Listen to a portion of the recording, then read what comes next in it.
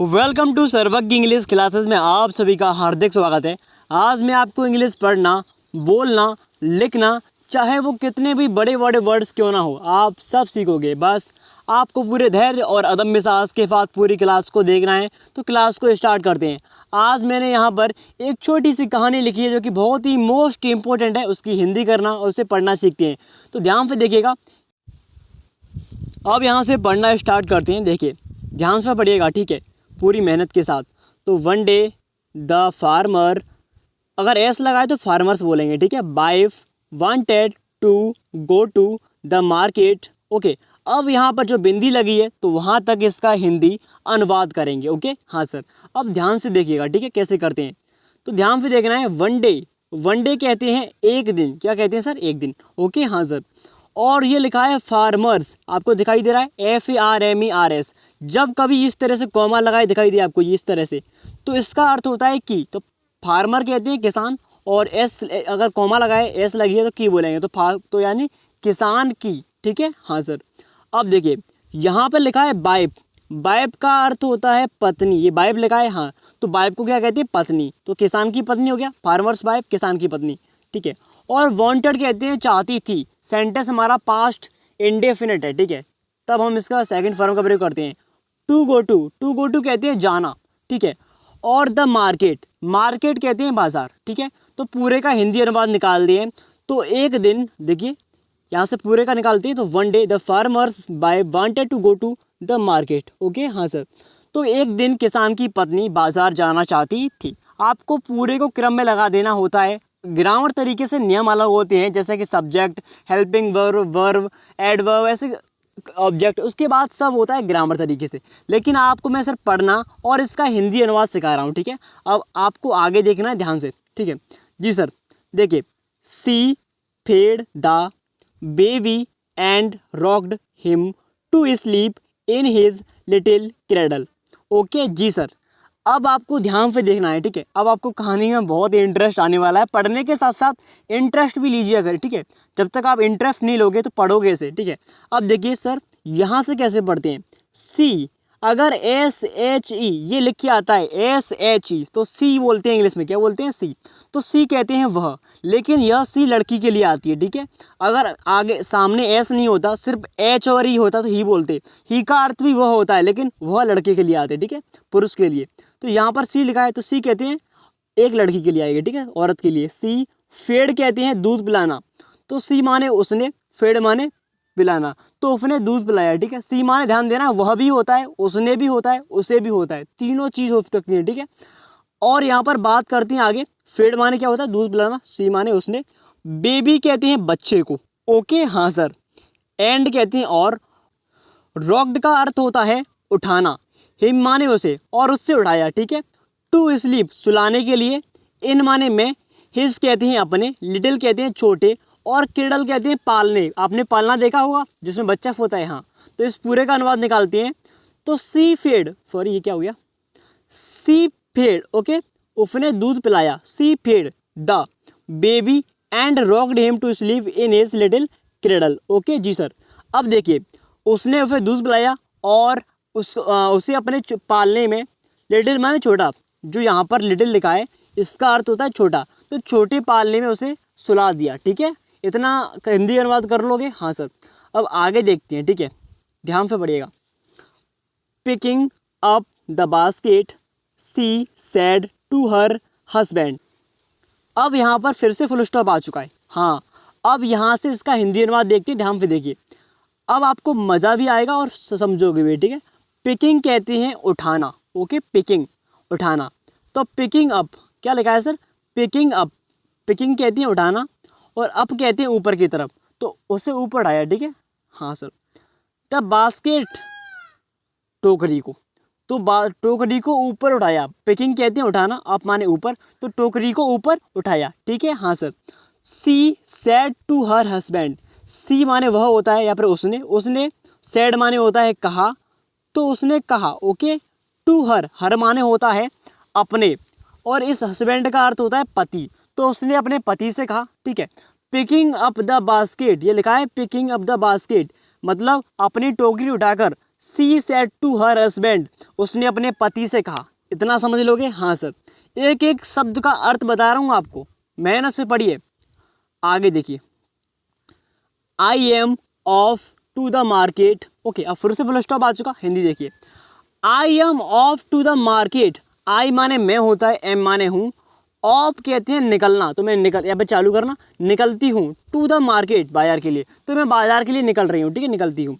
I am off to the market. Okay, हाँ sir. आगे देखते हैं इसका पढ़ के, ठीक है। The baby is sleeping. Baby कहते हैं बच्चा, बेबी का अर्थ क्या होता है? बच्चा। इज माने है होता है, और स्लीपिंग कहते हैं सो रहा, तो बच्चा सो रहा है, वो औरत कह रही है बच्चा सो रहा है, ठीक है। अब आगे देखिएगा, keep an eye on him, ठीक है।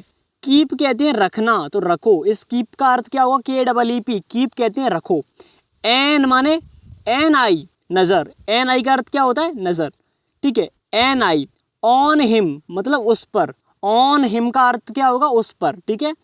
तो उस पर नज़र रखो, keep an eye on him, उस पर नज़र रखो। इतना समझ गए? जी सर। अब आगे देखिए, frankly I don't like to leave the child alone with the mongoose. Okay, इसे कहते हैं मैंगूज, पहली बार सुना होगा। हाँ, मैंगूज कहते हैं नेवला, आपने सुना होगा। और फ्रेंकली कहते हैं वैसे तो।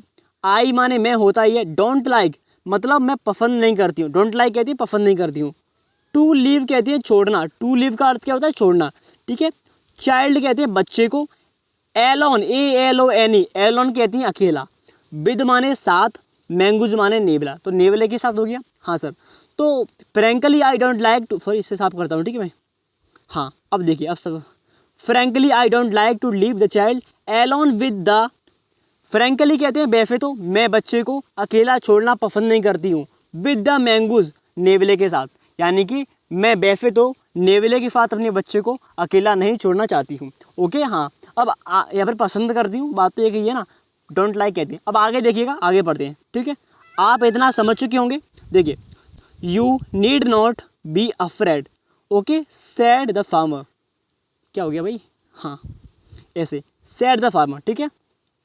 तो देखिए, यू माने तुम है, ठीक है। नीड नॉट, नीड नॉट कहते हैं, नीड माने जरूरत, नॉट माने नहीं, तो तुम्हें जरूरत नहीं है, ठीक है। अफ्रेड, बी अफ्रेड कहते हैं घबराने की, अफ्रेड माने डरने की, भयने की, ठीक है। भय, डर, घबराना, बात एक ही है। हाँ, तो तुम्हें घबराने की जरूरत नहीं है, या ठीक है। आगे देखिए, सैड माने कहा, इस सैड माने क्या होता है? कहा। फार्मर कहते हैं किसान, तो किसान ने कहा तुम्हें घबराने या फिर डरने की जरूरत नहीं है। You need not be afraid said the farmer. You need not, आप जितनी बार प्रैक्टिस करोगे ना उतनी ही आपकी इंग्लिश स्ट्रॉन्ग होगी, पहले कह रहा हूँ। You need not be afraid said the farmer. Okay, हाँ सर, इतना कंप्लीटली समझ चुके हो? हाँ। अब नीचे देखते हैं, ध्यान से पढ़िएगा। जी sir. The mongoose is a friendly animal. Okay, अब यहाँ फुल स्टॉप फिर से आ गया। अब इसका अनुवाद देखते हैं, ठीक है। अब ध्यान से पढ़िएगा। मैंगूज, मैंगूज कहते हैं नेवला। ओके, हाँ sir. Is a friendly, friendly कहते हैं दोस्त, दोस्त, दोस्ताना, ठीक है। और एनिमल कहते हैं जानवर। तो मैंगू, तो sorry, mongoose is a friendly animal. तो नेवला एक दोस्ताना जानवर है, यानी दोस्त जानवर है, ठीक है, मित्र। फ्रेंडली कहते हैं दोस्ताना, मित्र, कुछ भी कह लीजिए, सिंपल ही तरीके, एक ही अर्थ होता है तीनों, ठीक है। अब देखिए, आगे बढ़ते हैं। It's as sweet as our baby and there are the best of friends you know, ठीक है। जी सर, देखिए, इट्स कहते हैं यह, एज जैसे, स्वीट कहते हैं मधुर, मीठा या फिर अच्छा। एज अवर, एज अवर कहते हैं हमारे, अवर माने हमारे। बेबी कहते हैं बच्चे, बच्चा। एंड माने और। दे कहते हैं वे। आर माने हैं। बेस्ट कहते हैं अच्छे। ऑफ फ्रेंड्स, फ्रेंड्स कहते हैं मित्र। यू नो, तुम जानती हो। यू माने तुम, नो माने जानती हो, तो तुम जानती हो, ठीक है। हाँ, अब इसका पूरे का हिंदी अनुवाद सुनते हैं, ध्यान से देखिएगा। It's a sweet as our baby, यह हमारे बच्चे का, ठीक है, अवर बेबी। दे आर, ये हमारे बच्चे के लिए मधुर है। They are the best of friends, वे दोनों मित्र हैं। They are best of friends, best कहते हैं बहुत अच्छे, ठीक है। और यू नो, तुम जानती हो, तुम जानती हो कि वे दोनों मधुर हैं और कितने अच्छे हैं और बेस्ट ऑफ फ्रेंड्स, और दोनों अच्छे दोस्त हैं, ठीक है। अब नीचे से पढ़ना स्टार्ट करते हैं, देखिएगा। The wife went away and the farmer having nothing to do in the house. Okay, देखिए सर, अब कैसे इसकी हिंदी करते हैं एक बार फिर से। वाइफ कहते हैं पत्नी, वेंट अवे कहते हैं चली गई, ठीक है, तो पत्नी चली गई। एंड और द फार्मर, फार्मर कहते हैं किसान। हैविंग नथिंग, हैविंग नथिंग कहते हैं कुछ भी नहीं, कुछ नहीं, ठीक है, कुछ नहीं। टू डू इन हाउस, घर के लिए, मतलब जो किसान की पत्नी वो चली गई, the wife went away and the farming having nothing, और किसान कह रहा है कुछ नहीं, इन द हाउस, घर में कुछ नहीं है, ठीक है। इन माने में होता है, ठीक है। डिसाइडेड, डिसाइडेड कहते हैं निश्चय किया, डिसाइडेड यानी कि निश्चय किया। To go out and take a look at his fields not far away, ठीक है जी सर। देखिए डिसाइडेड कहते हैं निश्चय, उसने निश्चय किया। गो आउट, किसका गो आउट कहते हैं, जो यहाँ पर गो आउट लिखा है, तो गो आउट का अर्थ होता है गो माने जाना, आउट माने बाहर, तो उसने बाहर जाने का निश्चय किया। ओके, हाँ। एंड कहते हैं और। Take a look, take a look कहते हैं देखना, लुक माने देखना, ठीक है, और टेक माने लेना, तो देख लेना। एट हिज फील्ड्स कहते हैं अपने खेतों को, तो उसने बाहर जाने की सोची और उसने अपने खेत देखने के लिए निकल पड़ा। अभी निकला नहीं, देखते हैं, अभी आगे पढ़ते हैं। नॉट फार अवे, नॉट माने नहीं, फार माने दूर, अब फार अवे कहते हैं दूर, तो वह दूर नहीं गया, यानी कि उसने बाहर अपने खेतों को देखने का निश्चय किया, लेकिन वह ज़्यादा दूर नहीं गया, यानी कि अधिक दूर नहीं, फार कहते हैं दूर, तो दूर नहीं गया, ठीक है। अब देखते हैं, आगे पढ़ते हैं, ध्यान से देखिएगा। He ran into some friends on the way back and did not return for quite some time. Okay, हाँ सर। अब इसका हिंदी अनुवाद देखते हैं। देखिए, ही माने वह, रन माने दौड़ा या फिर गया। रन माने दौड़ना होता है, आपको मालूम है, लेकिन रन की सेकंड फॉर्म तो दौड़ा या फिर भागा, वह भागा। Into some friends, into some friends, some कहते हैं कुछ, फ्रेंड्स कहते हैं दोस्त, तो अपने दोस्तों के पास। ही रन इनटू सम फ्रेंड्स, वो अपने दोस्तों के पास भागा। ऑन द वे, रास्ते में। बैक मतलब वापस आते हुए। He ran into some friends on the, मतलब ही माने वह, रन इनटू सम फ्रेंड्स, वह वापस आते हुए अपने दोस्तों से, कुछ दोस्त ऑन द वे, उसे रास्ते मिले, मतलब उसे वापस आते हुए उसके कुछ दोस्त मिले, ठीक है। And did not return for quite some time, और जो आपको यहाँ पर देखिए ध्यान से, जो लिखा दिखाई दे रहा है रिटर्न, रिटर्न कहते हैं वापस आना, क्विट कहते हैं क्विट सम टाइम, अधिक समय के लिए, तो एंड डिड नॉट, और वह वापस आने में उसे देर हो गई, ठीक है, ऐसे बोल सकते हो। And did not return for quite some time, और उसे कुछ समय के लिए वहाँ पर देर हो चुकी, ठीक है। आप इस तरह से इसकी हिंदी अनुवाद कर सकते हो और इंग्लिश पढ़ सकते हो। तो आज के लिए इतना ही काफ़ी है। थैंक यू सो मच आपके लिए ऐसी क्लास लाने की, धन्यवाद। आपके लिए ऐसी इंटरेस्टिंग क्लास लाते रहेंगे, तो thank you so much. Video को लाइक और चैनल को सब्सक्राइब जरूर कर दीजिए।